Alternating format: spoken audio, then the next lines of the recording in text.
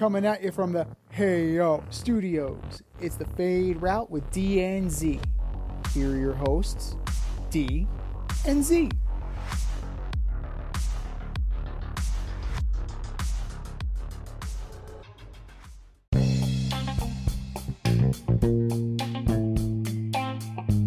Coming at you live from the Ayo Studio. It's the Fade Route with D and Z. I am D. We've got a great show for you tonight. The NFL makes some rule changes. Carmelo calls it a career. And the Celtics fight off elimination. But we'll begin today's show with LeBron James and the Lakers. They were swept by the Denver Nuggets on Monday. Despite playing all but 4 seconds in the first half, LeBron James could not get one game from the Nuggets. After the game, LeBron discussed taking the offseason to think about his career.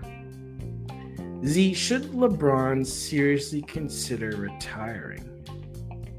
Well, first and foremost, let's acknowledge the honey in your voice tonight. You sound so good, man. You sound so good. But you know who doesn't sound good right now? LeBron James. He sounds like a man that is questioning life, right? This is a man who's been playing basketball since he was 18 years old. The chosen one. Cover of Sports Illustrated, the whole thing. Went from being the chosen one to being one of the most prolific mercenaries in basketball history. You're so generous. Yeah. Well, you know, I'm in a giving mood. He's not a merc. You think he's a merc? He's not a merc. Larry Bird's a merc. He's not a merc. Nah, how many different teams is LeBron going to play for? Now, if he decides to pack it in, like, okay, fine. But there's always the possibility, like, he might, make one more run at Cleveland. He may finally join the Knicks. He might go to Brooklyn. Like, who knows where LeBron will go if he decides that he is not quite done yet. And, Father Time catches up with us all, but LeBron James is proving that he is still an effective basketball player. The thing is that LeBron James is acknowledging his own mortality. Like, he's 38, ain't 28, bro. Like, wise man once said. He cannot physically do, and that's just nature. That's human nature. He just cannot do what 28-year-old LeBron James did, and he cannot do what 18-year-old LeBron James did, which was carry a team on his back, kicking and screaming to an NBA Finals. Now, in his age 38 season, he averaged 28.9, 8 rebounds, 7 assists. Can I interest you in those numbers? Those are still good. Mm-hmm. Those are still very good. Mm-hmm. Now, the problem is that, yes, LeBron is 38, and you're asking him to do these things. Anthony Davis finally showed up in the elimination game, 21 points. But then you're looking at Austin Reeves with 17, Schroeder with 13, Hashimura with 10, and then a no-show after that. D'Angelo Russell played 15 minutes, got 4 points. Mm-hmm. Man needs help. Mm-hmm. Man needs some serious friggin' help. Now, a lot of that, give respect to the Denver Nuggets. Mm-hmm. They won, they took it, and now they're representing the Western Conference in the finals. But LeBron's got some gas left in the tank. The question is how much, and can he be a cog in the wheel? Yes, he can be. He can be a very good cog in the wheel. He cannot be the cog, the wheel, and the car. That's just the way it is. That's just anatomy. Well, Z, hold on. Let's get this straight, first of all. The championships he won, he was playing usually with 2 other Hall of Famers, right? Except for the bubble championship. That was the only one where he just had Anthony Davis, right? So he's always needed a contingent of stars and former first-round picks and deadly three-point shooters, guys with ridiculous ball handles. So in that respect, nothing's changed from LeBron. The only thing I would say that I took away from the loss against Denver, and this is going to be weird. I don't know how to explain it.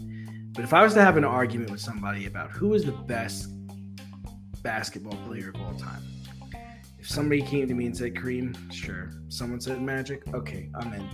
Jordan, yep, I agree with you. Jordan's the best of all time. Somebody said LeBron James to me. I'm at the point right now where I'm not going to argue with you. I would say in past years, I would go, well, he joined a super team in Miami, and then he joined another super team in Cleveland, and then he went to Los Angeles. Like, he never was the best, he never just stayed in one spot. And you know what?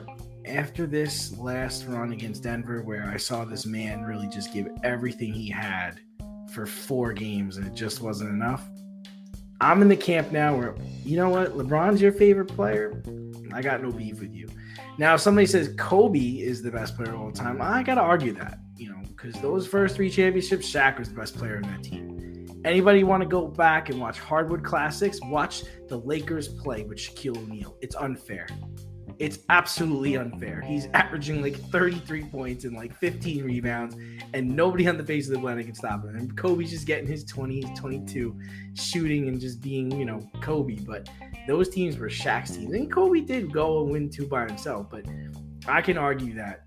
I could argue with a Kobe, person who thinks Kobe's the best player of all time. But Kobe's one of the best scorers. Yes, 100%. Kobe could score with 5 people on him. It doesn't matter. That's true. LeBron, to me, he is one of the best basketball players of all time. I don't think I've said this on the show many a time.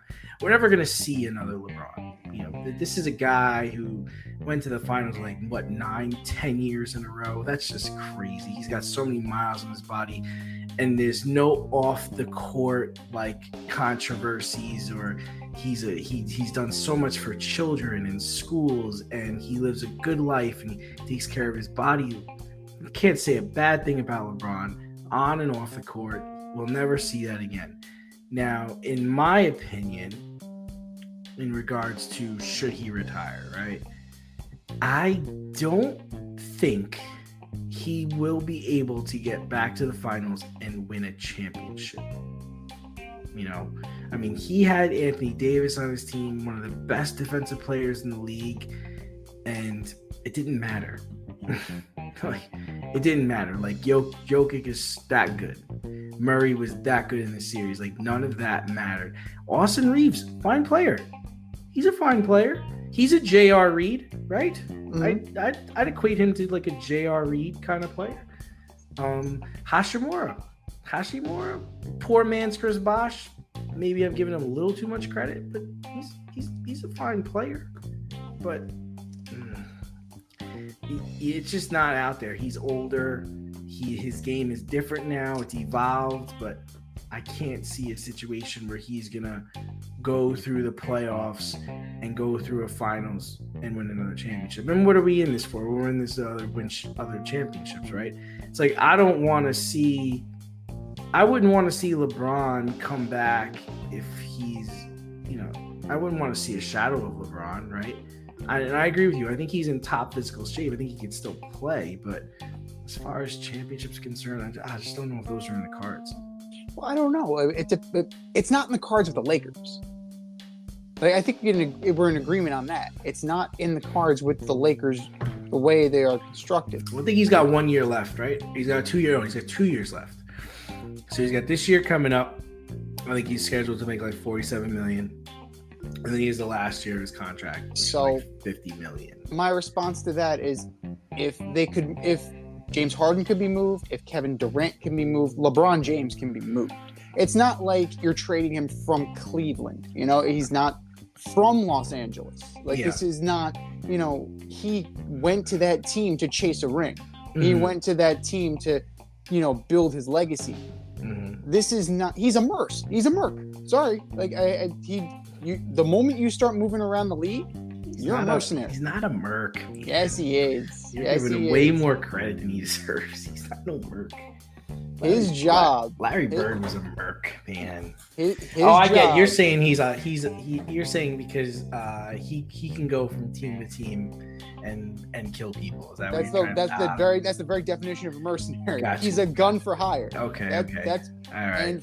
And he will go with that. He can go to the highest bidder. Now, whomever that may be. Realistically, I mean, it depends on what you're willing to give up. The Knicks better not, if it's a trade situation, do not gut your team for a 38-year-old LeBron James. That's what you used to do, right? Don't do that now. If you're going to, he's better off being a number 2. And I don't know, I really don't know if Giannis would accept him, and I don't know if that would be a situation where LeBron would play second banana. Because it's LeBron friggin' James. Anywhere he goes, he's going to overshadow it. He goes back to Cleveland, he's overshadowing Donovan Mitchell. He casts a very large shadow, and he leaves so much in his wake. Like this team is very much like, those early Cleveland teams where you had Big Z and you had Mo Williams. And you had nice players. Anthony Davis is a nice player. He's not a superstar. Like, he's not. He's okay. He's okay at the lowest, very good at the best. And LeBron needs 3 superstars. Right. So does he say, fuck it, trade me to Houston? James Harden, LeBron, get something going. I mean, does he go back to Miami? Like, I don't know. Like there will be landing spots, but the question is it going to be too rich for the team's blood? So we're going to find out about that. But let's give some credit to the Nuggets. Like we've been talking about LeBron's legacy, but this is the first time in 47 years that the Denver Nuggets are going to reach a finals. Like, and that's impressive. You have they Jokic, did it with the 43rd pick in the draft in Jokic and the Knicks pick with Jamal Murray. That's great. A guy that was drafted during a Taco Bell commercial. Awesome. Like that is what they were. And let's not forget Aaron Gordon. Now, moving forward, I really think Aaron Gordon's going to have a bigger role. Michael Porter Jr., same thing. These guys are going to have a bigger role. Now, obviously, the Eastern Conference Finals isn't over yet. The Celtics have fought off elimination. They beat the Heat 116-99 last night. There are only 2 teams in the history of pro sports to force a Game 7 after being down 3-0.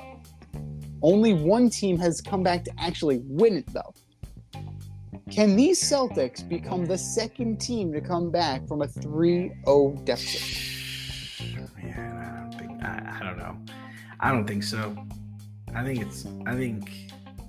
it's extremely hard. And the Boston Red Sox, that 04 team, is literally my favorite baseball team of all time because that was awesome. I watched that Game 7 and just laughed my ass off the whole time. Especially after Johnny Damon hit that grand slam. It's a wrap. I don't think so. I think it's just tremendously hard. I wouldn't be surprised if Boston wins this game, right? In Boston. It's coming back to Miami. That's going to be hard. It's going to be hard for them to go back to Miami and win a game. So, and I don't think they have the coaching. Like I love, second row Joe. But, he's getting out coached. And where's the defense from Jaylen Brown, man? Like, where is this guy? He used to be like an elite defender. What happened to him? And he just turns over the basketball. Like, it's like 2 dribbles, and then it's like he gets his cookies taken, or he falls on the floor. He's forever falling on the floor. I just don't know what happened to his game. But if you're Boston, right? I mean, I want credit for this. I said this 2 years ago. Should have blew this team up. Now they're gonna blow the team up now, but because you're not gonna give Jaylen Brown a max contract. Like, you can't do that. Like, that's what he's gonna be looking for. And then you got to keep Tatum, and Tatum can get his max deal in like 2 years. So that's the route you got to go. You got to keep Tatum and try to get some assets for Brown right now. But just let's tie our first topic in with this topic and make a nice pretty bow.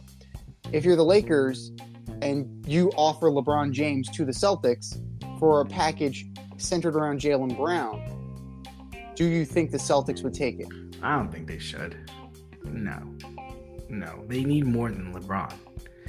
Like, nobody can look and say, oh yeah, if I get LeBron James, I'm gonna win a championship. Like, look at what LeBron's done. Like, LeBron has always needed like at least two other all-stars or MVPs or Hall of Famers or first round picks. So if you don't got that, then you ain't gonna get anywhere. Like, he needs that around him, and it's just what he is. Like, that's who he is. The Celtics, I think, should call Portland, right? That's the team I'd call and be like, either get Dame or get their pick for Jaylen Brown. But what about you? Do you think that they can come back from a 3-0 deficit? Not as presently constituted. You know, I can't see it. I mean, they just play like. First of all, let's get this straight. Whoever wins this game doesn't matter, because the Denver is going to beat whoever comes out. At least that's my opinion. Miami is going to give them more of a series. I think that Boston is going to roll over. I'm not convinced that Boston is any great shakes. You know, you do have Malcolm Brogdon. That's the one thing on the bench that's good. Williams, you know, they'll give you something, but not much. I mean, Grant Williams gave you 14 the other night, but that you need more from him. Brogdon only gave you 2. So you really need to, if it's not the Jason Tatum show, nothing's happening right now. Like, Derek White chipped in, Brown had 17. Jokic is shooting fall away 3-pointers with one hand. Like, there's no defense for that, Z. No. There's no defense for that. Like, there's nobody going to be stopping this guy. Because what's going to happen? You're going to have either Al Horford or Robert Williams, or when Miami wins, Bam Adebayo. Like, you're drawing these guys out from the basket, and who's going to feast? Aaron Gordon and Jamal Murray. Like, that's what's going to happen. So it's a complete and total mismatch. I concur. How does this team get better is what we're talking about here. Because I really don't think, as presently constructed, they can handle the Nuggets. They can't handle the Heat right now. Like, Miami is a dangerous team. They've been a dangerous team. Now, the Celtics is who they should go get Nick Nurse, because I think he would be a very good coach for the Celtics. Well, they're going to have to fight. They're going to have to see how it plays out, because you have the Suns that are interested. He's in the Final Four with them, and Doc Rivers. How the hell is Doc Rivers going to get a job this quickly after such an epic fail job? You know, let's just run it back. Maybe we have enough Hall of Famers this time. But I don't know. It's something that Nurse is in demand. The Bucks are also very high on him, and Kenny Atkinson. So it would be very interesting to see like what's going to happen with the coaching if Mazzulla can't get the job done, and it looks like he's not going to get the job done because he's getting thoroughly outcoached. But you kind of figure they're going to go veteran. They have no choice. I mean, they went Ime Udoka. That blew up in their face, but that was because of off the court personal issues. Mm-hmm. And then you have this guy's a fill-in. You know, like he's in the Premier League, they call him a caretaker manager. Like that's what his role would be. Like Frank Lampard, currently with Chelsea, with Chelsea. That's his job.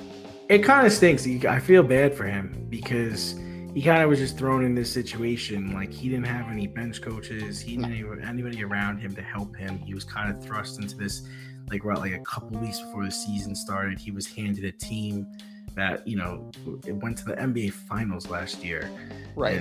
And the fact that just because they don't get back to the finals is he's going to lose his job, it just stinks, because he probably would be a better coach in year 2. But if you're the Boston Celtics, I don't think you can really take that chance. I think, especially, you know, if you're choosing to run it back with Brown and Tatum, I mean, you've got to do something different.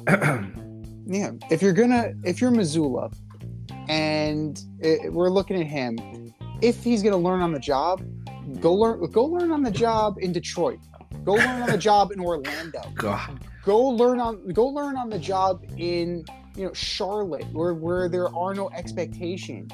Like don't learn on the job in fucking Boston. Like don't learn on the job like Darvin Ham. Don't learn on the job with the fucking Lakers.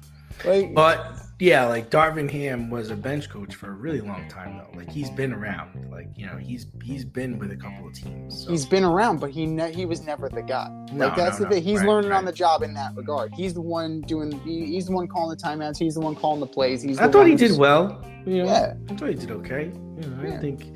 I mean, I never would have thought he would have became a coach. I remember watching him as a player. Never thought that would happen.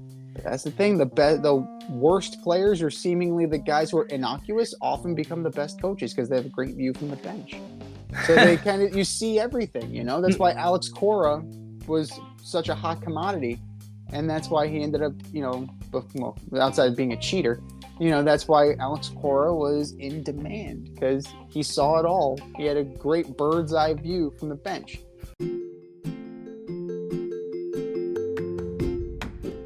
You can't help but smile when you see a balloon. The simplest occasion is a party. Westchester Pop Stars, located in New Rochelle, New York, offers balloon styling and decor for all life's events. Birthdays, anniversaries, weddings, showers, school and corporate events, store openings, or just because.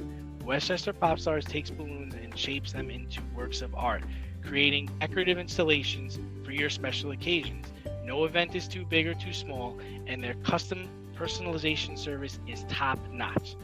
Westchester Pop Stars is a private studio, quickly expanding. In-person consultation is by appointment only.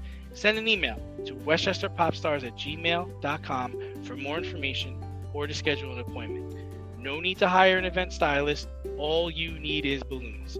Currently servicing Westchester, Putnam, New York City, and Connecticut. To find Westchester Pop Stars, search for them on Instagram, Facebook, or Google.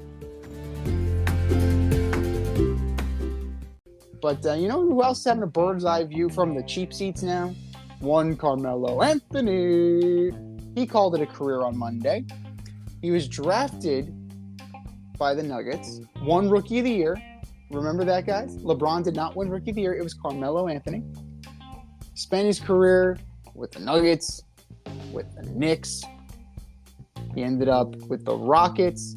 He was with the Thunder. He was with the Hawks.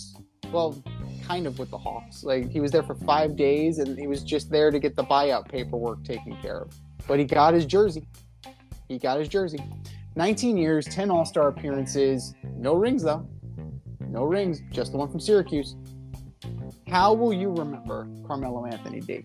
I won't. I won't. I hate to say it, but I'm not. I mean, I think Knicks fans think more of him than anything. I didn't realize he was with the Knicks for 7 seasons. I didn't realize that. 7 seasons. He was with Denver for 8, so he spent almost half of his career in a Knicks uniform. Wild. Never knew that. Yeah, I mean, is he Patrick Ewing? No. Mm-mm. I don't think so. Is he John Starks? He's probably better than John Starks was. But is he Willis Reed? Nope. So, is he Earl the Pearl? Nope. Is he Frazier? Nope. So, what are we talking about here? I think he's for this era. Like, when I say this era, like the last 10 years. Yeah. But 20 years from now, are we going to be talking about Carmelo Anthony? I don't think so. I think there'll be better players. There'll be other Carmelos.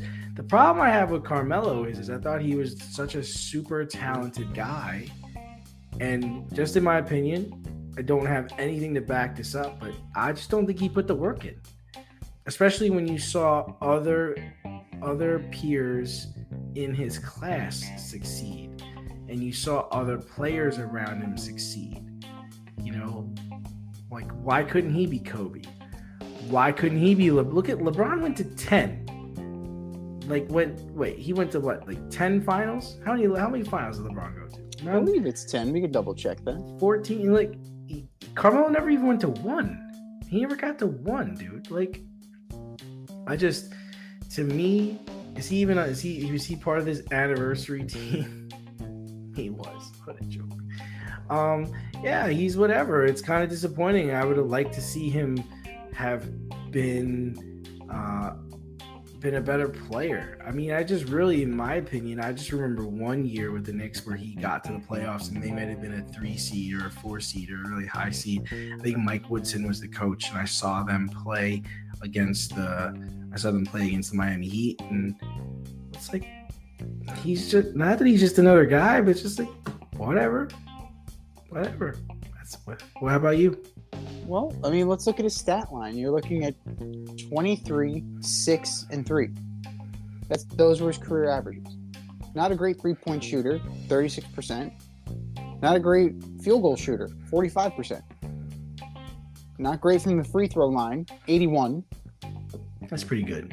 It's okay. I think it's pretty damn good. 81%. It's not bad. It's not bad. It's not great. So, he's a good player. Did he revolutionize the game? No. Did he become a transcendent superstar? No. But he's kind of like in that echelon of like Vince Carter and Tracy McGrady, like that level. Like never, not the next gear. Like, I feel like good, but not great. I feel like Vince at least got to an NBA Finals with the Nets, I think, right? No? He did. No, he did. But at the same time, it's just like... Well, it's T-Mac? T-Mac, I think, got to the Finals with the Spurs. He got to the second round. He might even got a ring with the Spurs that year. No. They No. were, You're like, no. He didn't. Don't go crazy. Let's not go that far. But, no, Vince Carter, like, he had a prolific career based on longevity. By the end, he was a compiler. But, he developed from a dunker into a serviceable player. Who's that? Like Vince Carter. He came in as primarily a dunker.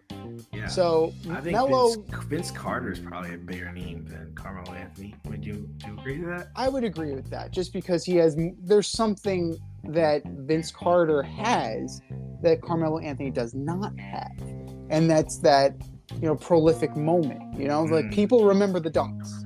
People will remember that. What is Carmelo Anthony's pivotal moment? Like squashing Linsanity? Like is that what he's going to hang his hat on? He was a very good player. I will give him that. But I don't know. Like he always came off as slow. He came off as slower than everybody else in terms of foot speed. Like he always seemed kind of doughy and out of shape. I'm with you. I'm with you as far as that's concerned, because like Carmelo, like he should have been better than he was. I agree. I agree with you in that sentiment. But his work ethic got to him, I think. Yeah, he or was lack too busy thereof. going out, clubbing, and hanging out. And he never. Yeah, to me, there's no reason why he shouldn't have been it should have been him and LeBron every year, like Peyton Manning and Brady, and it never happened. It never happened. Like they were primed to be playing against each other, going against one another, and it never happened. And even the year they teamed up, they went nowhere. Awful. No, I mean, I kind of like, he almost reminds me of like a lesser James Harden. Like James Harden's another guy who coasts on. I mean, or around the same. Carmelo to me is a better shooter than James. James could go to the basket. I don't remember Carmelo really blowing by people and going to the basket. I remember him having a good shot and him being able to get shots off from all parts of the floor. That's what I remember the most about Carmelo. I don't remember him blowing by people. I remember when he wanted to get a rebound, he'd get the rebound. Oh, there isn't stopping. Anybody stopping about Carmelo if he wanted to get a rebound. That was another thing that was good about him. Yeah.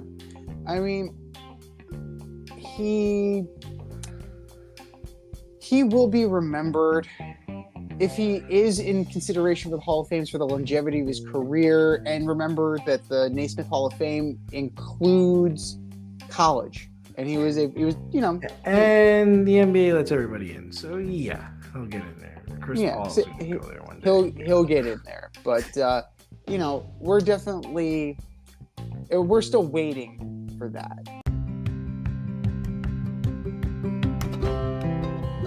Do you love brownies? Of course you love brownies. But you know what's better than a brownie? A delicious, handcrafted, gourmet brownie delivered right to your doorstep. That's what our guys at Sweet Life Brownie Co. offer. Chef Tommy D and the crew offer a dozen delicious delights that you will crave, from the classic OB to Dutch apple to campfire s'mores and many more. Check out their website, sweetlifebrownieco.com, for their Friday brownie drops. At noon, their site goes live and you see what they're making. Since you're there, become a site member and earn points. You earn 50 points just by signing up. Make sure you follow them on Instagram and Facebook too, at sweetlifebrownie_co, for the latest updates and their latest releases and creations. That's sweetlifebrownieco.com. Give them a call, 845-641-3043, and tell them D&Z sent you. That's sweetlifebrownieco.com, 845-641-3043. Sweet Life Brownie Co., because there's always room for a brownie. But the NFL made a few announcements this week, and they're not making us wait on some interesting rule changes.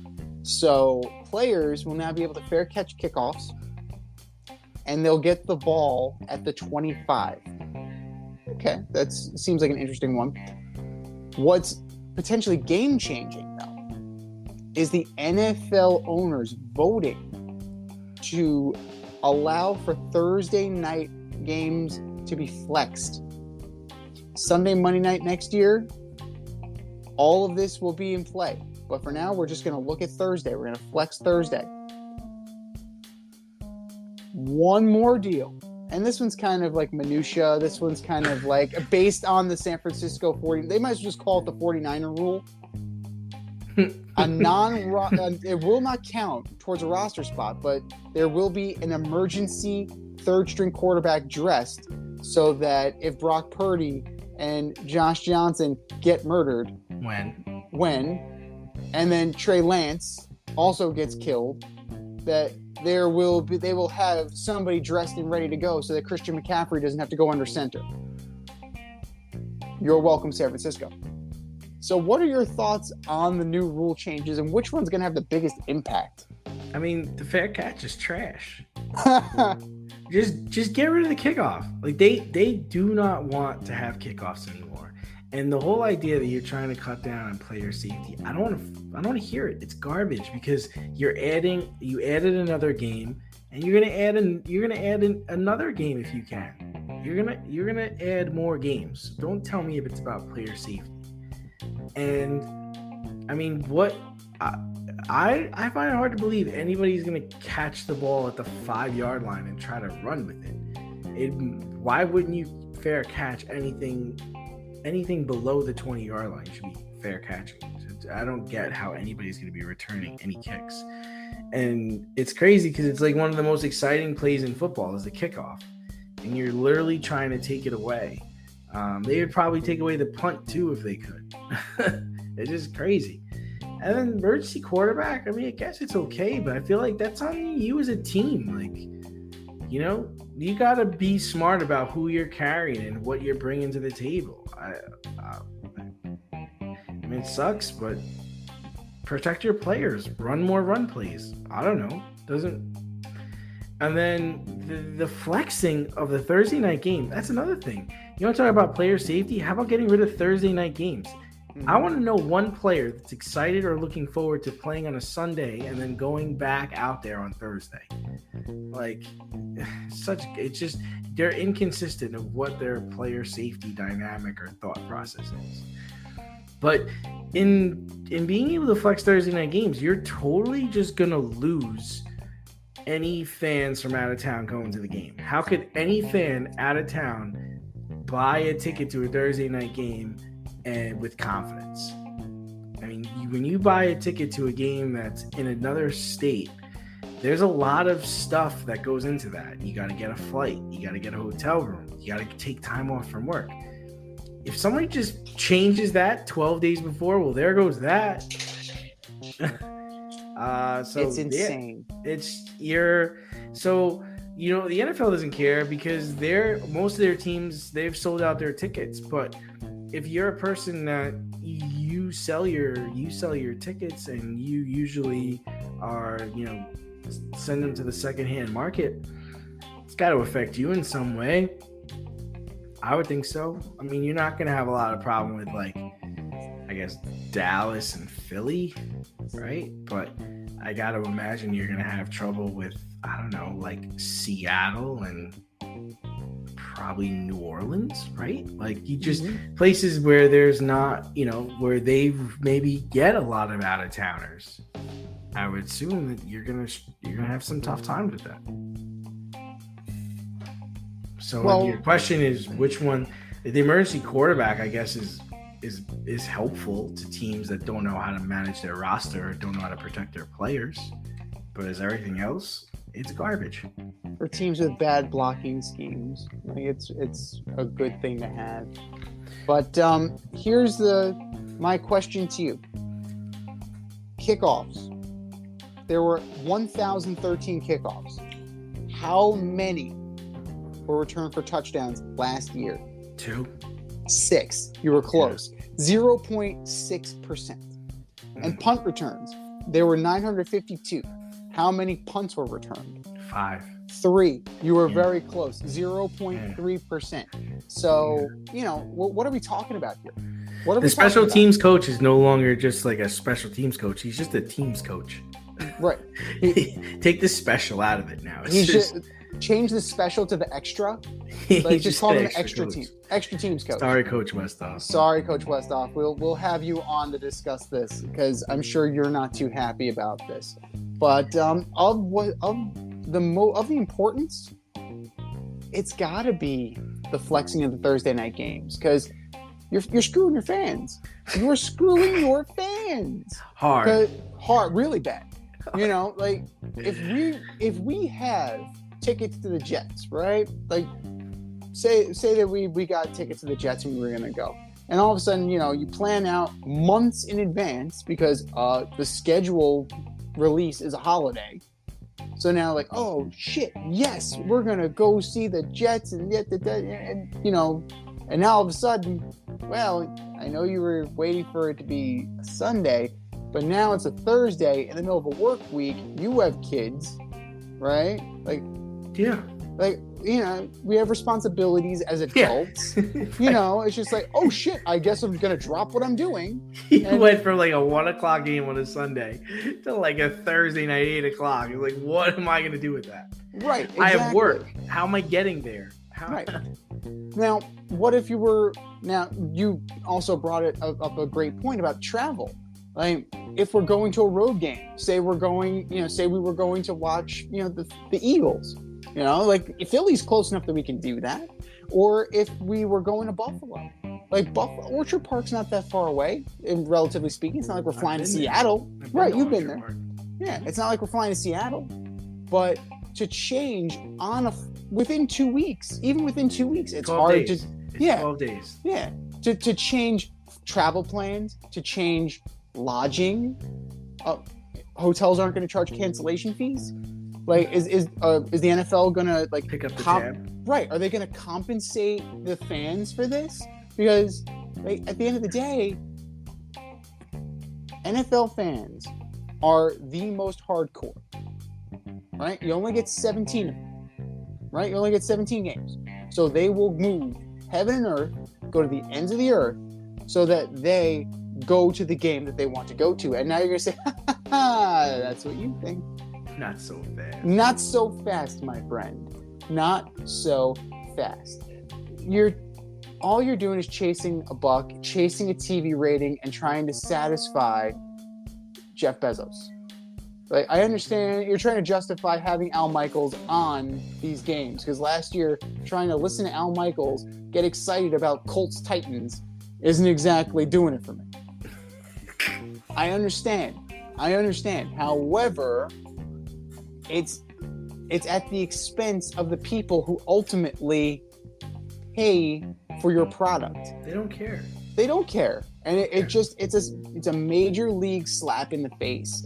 And the thing is that they know they have the fans by the balls, and they're not going to do anything. The fans are going to say, "Thank you, yay, thank you," and they're going to keep coming.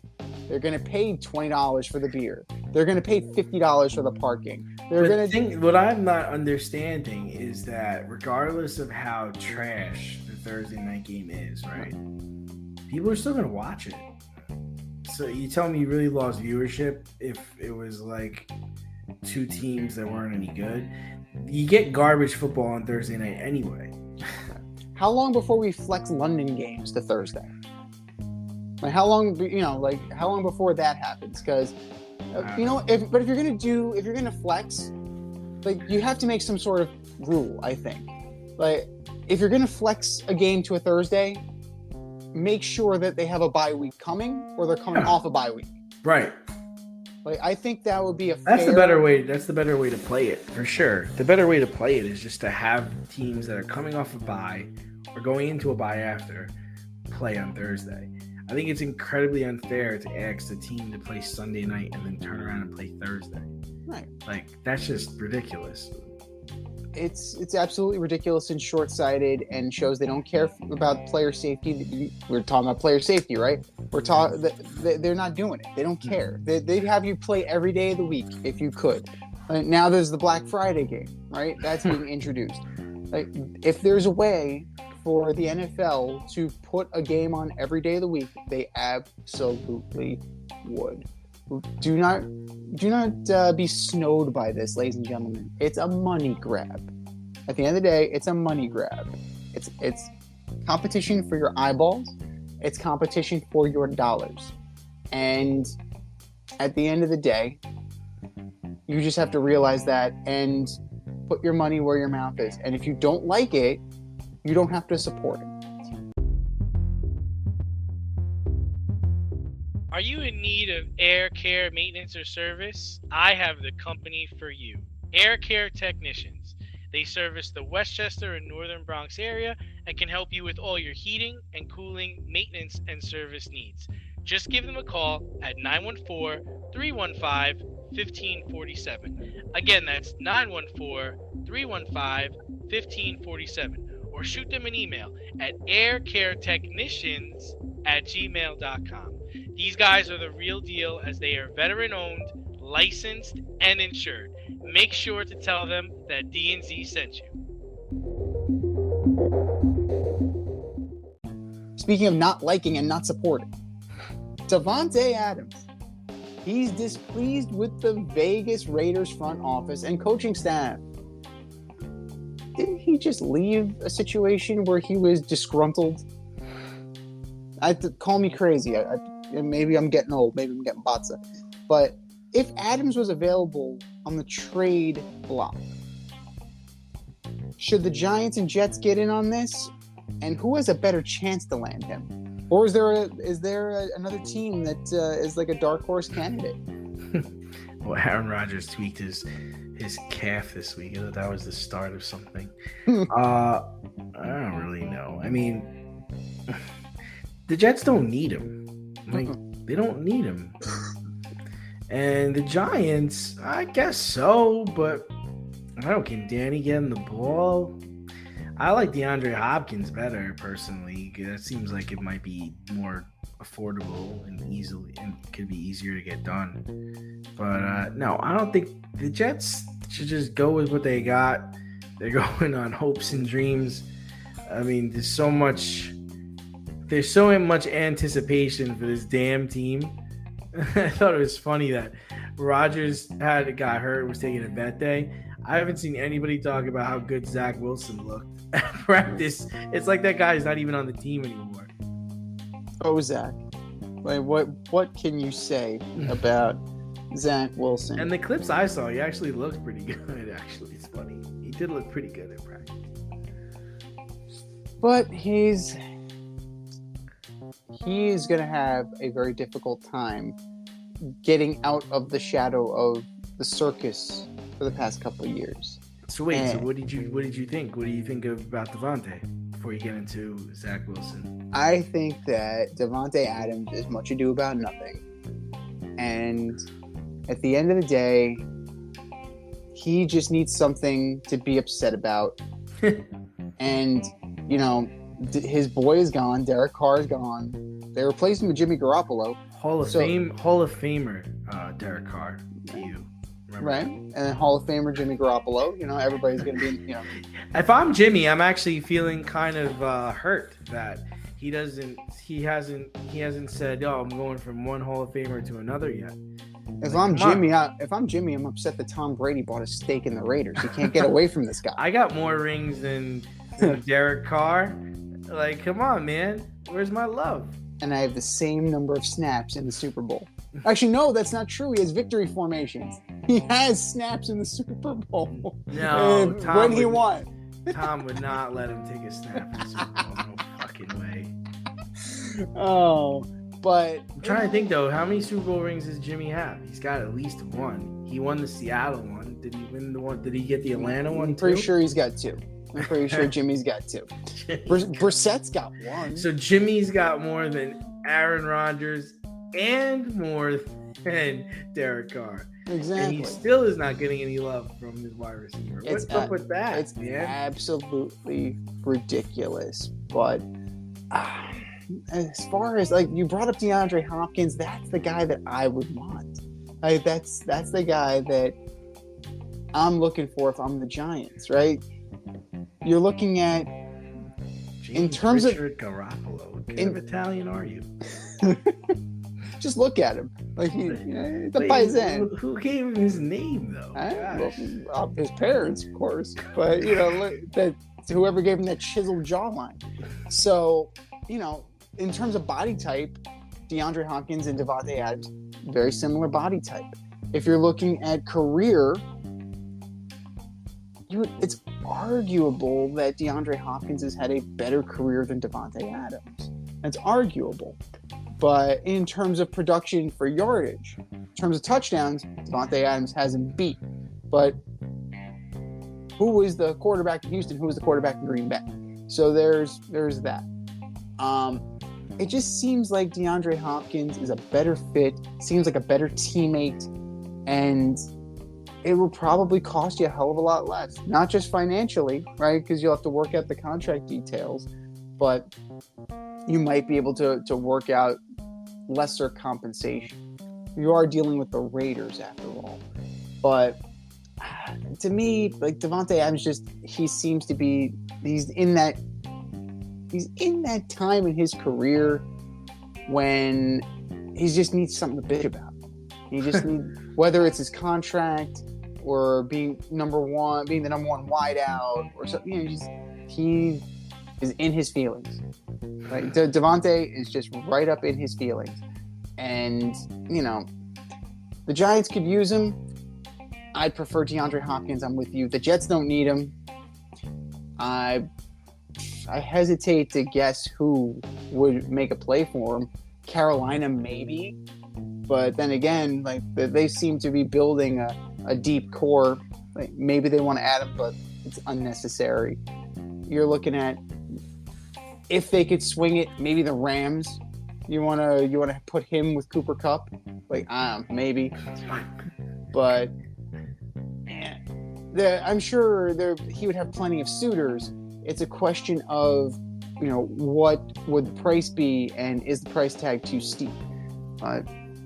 Get out your feelings, Davante. Get out your feelings.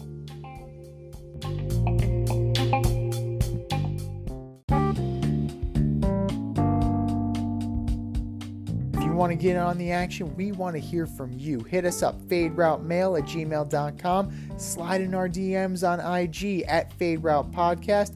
Drop us a DM on Twitter @FadeRouteDNZ. Comment on our YouTube channel, The Fade Route with DNZ. Questions, comments, picks, segment suggestions, you name it, we want to hear from you. Get at us, in crowd.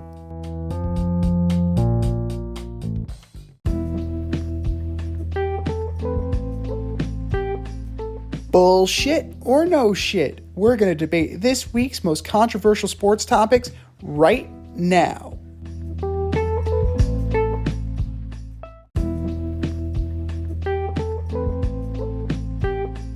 All right, boys and girls, we have a statement. It's either bullshit or it's no shit. Bullshit or no shit. Number one, the Chargers will regret extending Austin Eckler. I'm gonna say no shit on this. Like I'm not an Austin Eckler fan. Like I get it. Like wow, you catch the ball out of the backfield and you can squat so much and you can run the ball. You're like a bowling ball almost. But I'm not like overly impressed with what he's done, and they haven't won. How are you paying this guy? He haven't won anything, and apparently he can earn like $1.7 million incentives in his new deal. Mm-hmm. All right, man, good for you. I whatever. I'm not interested. I'm going no shit as well, just from the simple fact of whose offense is this? It's Justin Herbert's offense. This is a passing offense. That's great that you can dump the ball off to Austin Eckler. That's wonderful. But at the end of the day, you need receivers. Right? And you could argue,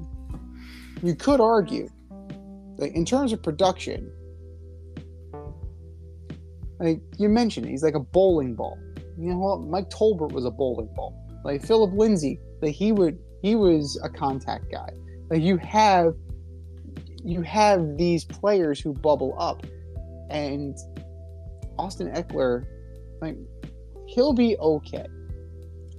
Now, I really think that it's much ado about nothing. And there's a reason why that we're going to incentivize him $1.75 million. You know, it shows you what they value. Well, he was threatening to leave. Okay, go. He wants to get traded. He's in the final year of he's entering in the final season of a 4-year deal. He wanted some more incentives added. It's like, but I don't think they should be giving him an extension. Let him go. You can get another Austin Eckler in the draft. The running back position itself has been so devalued that you can sign an undrafted free agent. Right. You don't need to go Saquon Barkley. You don't need to go touched by the hand of God. Austin Eckler himself was not a highly regarded player out of Colorado. Like that's just not, that's just not the case anymore. You don't need to have the prolific player be the running back. Like Emmitt Smith isn't walking through that door. You just don't need that. But he's a complimentary player. Excuse me, Western Colorado, not even Colorado, not even University of Colorado. He went to, it's Gunnison, Colorado. Okay, I don't even know where that is, and I lived in Colorado for a year. But Eckler's a fine running back, but eminently replaceable. It is what it is. Bullshit or no shit. Number 2, Nikola Jokic will win the NBA Finals MVP. Oh, it's no shit. I don't care who they play. They could play the Heat. They can play the Celtics. They can play Michael Jordan. He's winning the MVP of the Finals this year. The man is unstoppable. There's nothing that he can't do. If I'm going to play devil's advocate, because it's very hard to disagree. It's very hard to disagree with a man this talented and this big. He's averaging 25 a game. 25, 12, and 10. So it's very difficult for me to say, yeah, no way, he's got no shot. It's more likely to be no shit than anything. If I'm looking at an outside the box candidate, and even then it's really not that outside the box considering where he was drafted, I would say Aaron Gordon. Because everybody's going to expect Jokic, everybody's going to expect Murray. That allows Aaron Gordon to kind of clean up and do what needs to be done. And he is a prolific player. He's growing into being a prolific player. But in reality, the answer is no shit. This guy, Jokic, he's a different animal. He is a beast. And the Miami Heat are going to see that very soon. But if anybody can stop him, if anybody can scheme a way to stop him, it's Eric Spoelstra. I'm not going to lie. Coach Spo may have a plan. Who knows? We will see, but it doesn't look good. I'm not going to say 100%, but Jokic is definitely on the fast track, so no shit. Bullshit or no shit. Number 3, baseball is the hardest sport to come back in after being down 3-0. Baseball's the hardest to come back. I think it could happen in basketball. Especially if injuries happen, right? I think it could happen in hockey. Because you get a goaltender that just kind of he's hot, and then all of a sudden he loses confidence. You change goaltenders, things could shift a series pretty quickly. Yeah, I'm going no shit. I think baseball's hard because there's so many different factors at play, and you would have to really collapse like the Yankees did for it to happen. So yeah, I'm going no shit. It's very tough because you have the momentum of the next day starting pitcher, as the cliche goes. We see it a lot in hockey. That doesn't mean it's that doesn't mean it's difficult. But we see crazy shit in hockey all the time. We saw the Florida Panthers knock off the best regular season team in the history of the NHL. Right? We just saw that this year. And they are one period away from sweeping the Carolina Hurricanes and going to face possibly the Vegas Golden Knights in the Stanley Cup Finals. So, in terms of like ease, probably basketball is going to be the easiest, I would say. I'd say it's the most possible, right? Yeah, that's the best way to say it. I don't think it's easy at all, but I think it's the most. It's a place where it could happen. Yeah, it's most possible there. Yeah, but even so, like hockey is just fire wagon. Like in the playoffs, so many things happen that it's way more in the realm of reality. How many 1-8 upsets have we had? Like, yes, we had 1-8 upset this year, but think back to when the Nuggets knocked off the Sonics, or when Dirk got upset and then they gave him his MVP.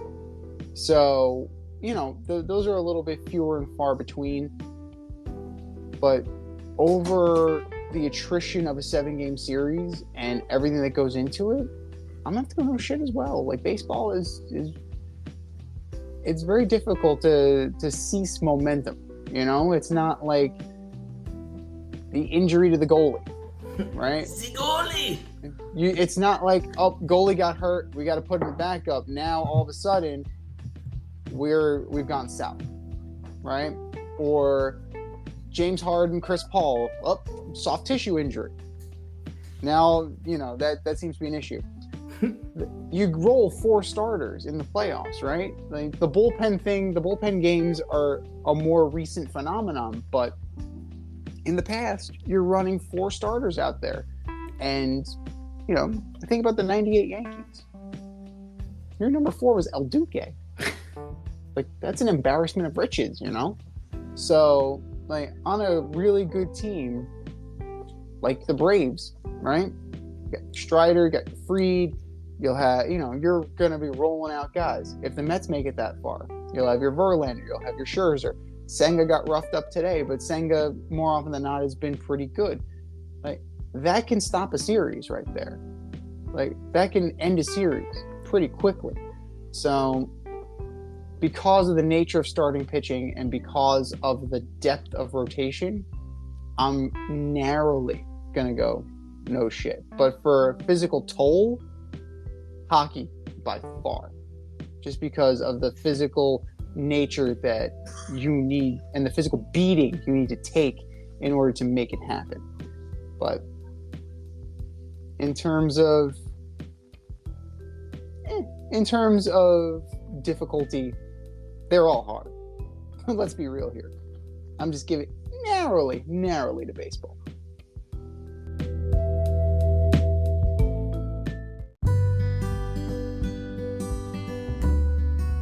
Avoid messy accidents. Get better stopping power with your brake pads. Callahan brake pads. You never know when you'll be driving in the road and there will be a truck tire that you need to avoid and save your family.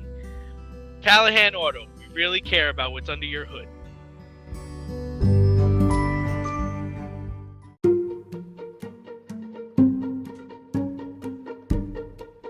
The Fade Store presents the Alleged Superstar of the Week Award.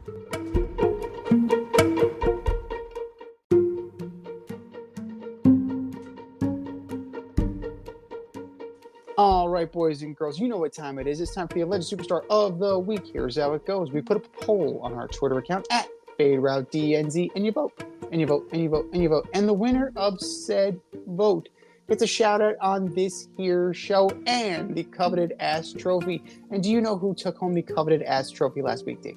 I don't.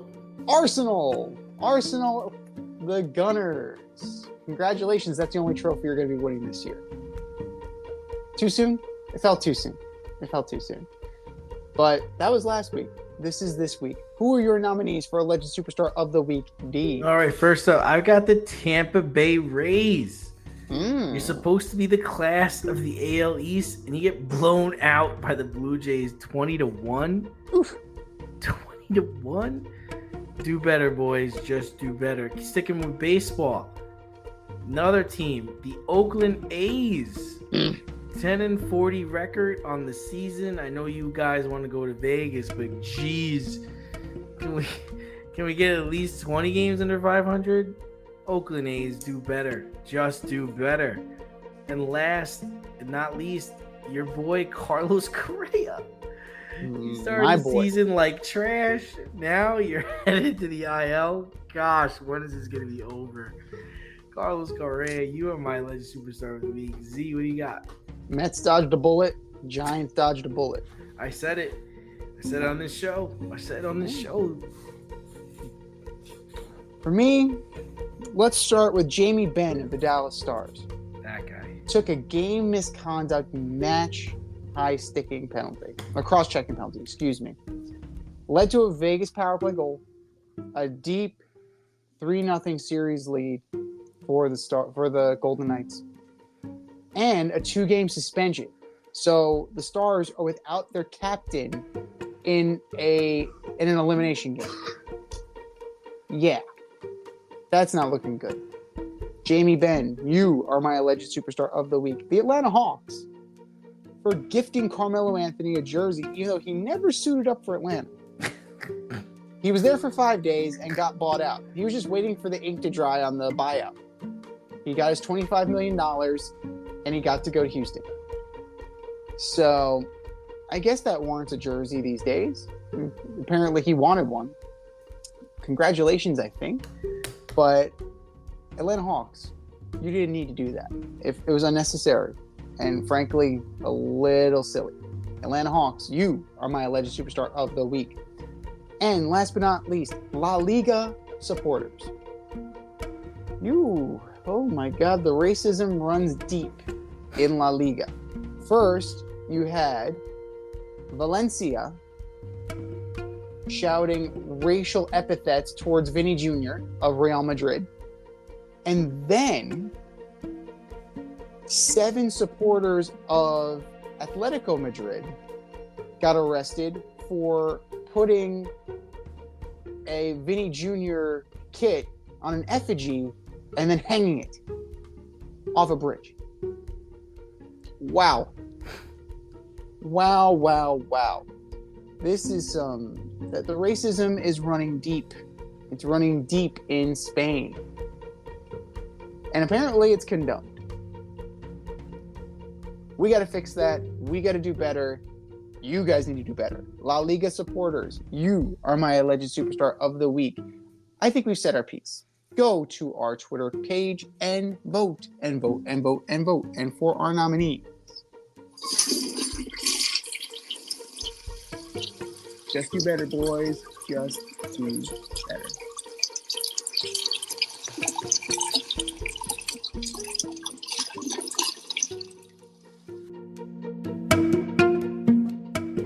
Step outside of your safe area and make a statement without saying much with FCK Clout Lifestyle Apparel.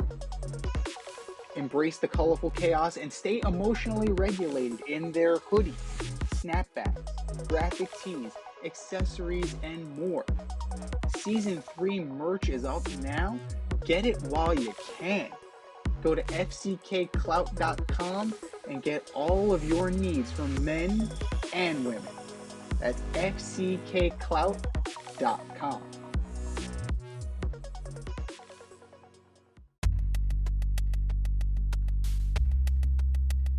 Order up!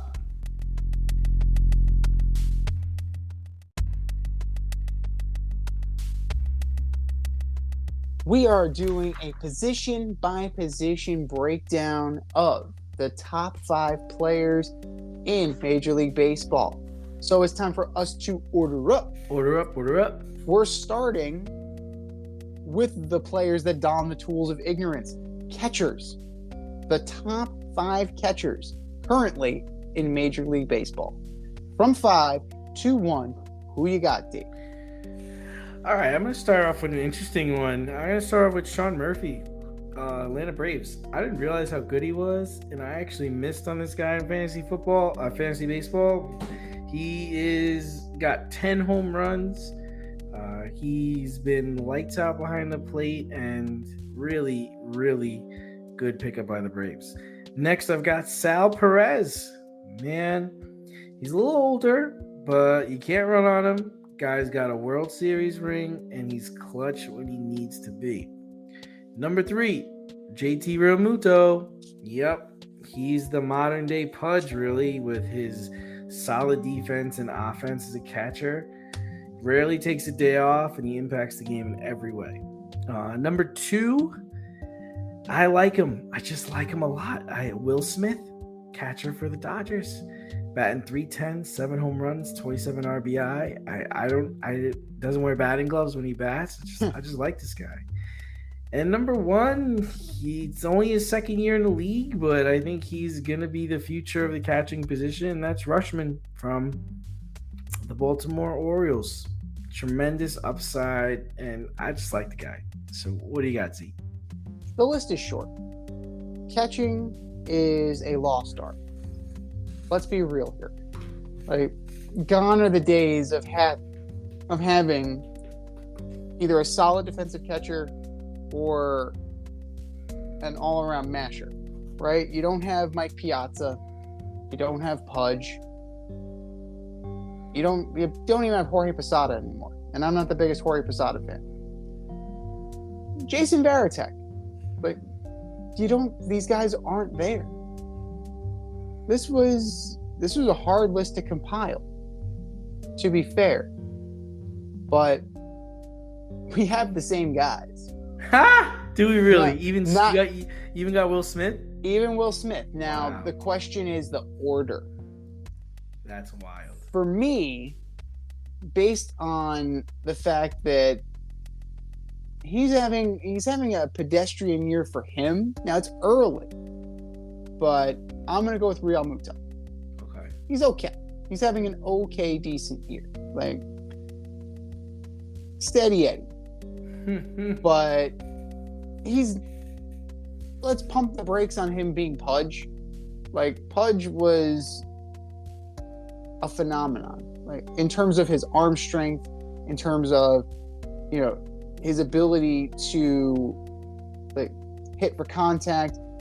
Didn't flash the power. He occasionally flashed the power, but never, he was not the guy in that lineup that you were worried about. He's not the Juan Gonzalez. He's not A-Rod. He's not Teixeira. He wasn't even Rusty Greer. So, like, he's the guy who would hit the double that would put the dagger in your heart. Real Muto's like that, but, like, let's pump the brakes just a little bit and let him play a little bit longer before we invoke the name of Ivan Rodriguez. For the same reason, I'm going to put Rushman at 4. Like, I think it's too much too soon. Like, I like the guy as a player. I think he's going to be solid. I think it's too much too soon. So let's give him some time to mature. Let's give him some time to develop. On this trajectory, this kid's going to be a stud. And the Orioles have a hell of a find. But we've seen players get derailed, right? And this is also not foreign territory for the Orioles either. Remember Matt Wieters? Like, Matt Wieters was supposed to be Joe Mauer with power. He was not Joe Mauer, and he was not Joe Mauer with power. So let's see what happens there.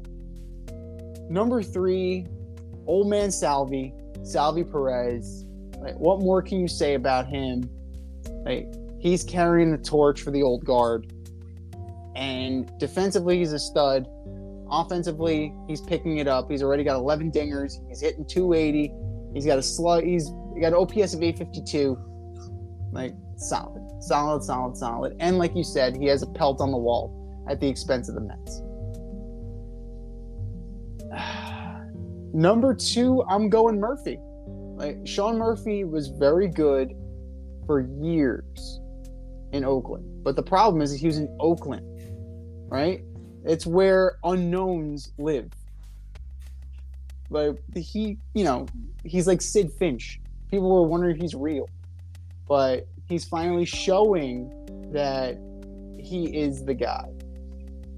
Does he strike out too much? Yes. He strikes out way too much. But who doesn't? Striking out is not as frowned upon as it used to be. He can handle a pitching staff. He's exactly what the Braves needed. And kudos to them for getting him. 947 OPS. Can I interest you in that? I think so. And number 1, Will Smith of the Dodgers. Wow, you got him at number 1. I got him at number 1. I currently have him at number 1. 957 OPS, 7 homers, 310 batting average, handles that pitching staff well. Has been able to do it for, he's been able to do it. And you've seen him progress.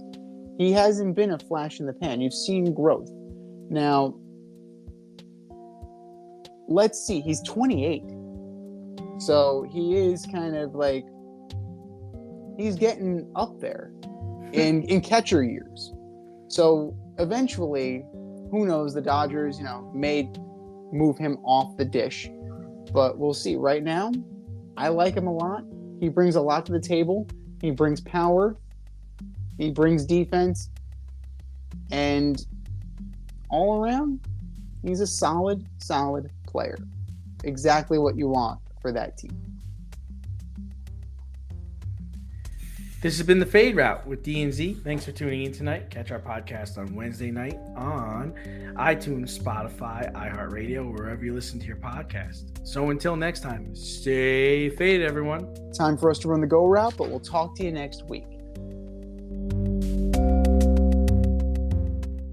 Thanks for listening to this episode of our podcast. If you like what you heard and want to hear more, be sure to like and subscribe on your favorite podcast platform. Rate us 5 stars, leave us a review, turn on subscription notifications, and tell your friends. Spread the word, spread it wide.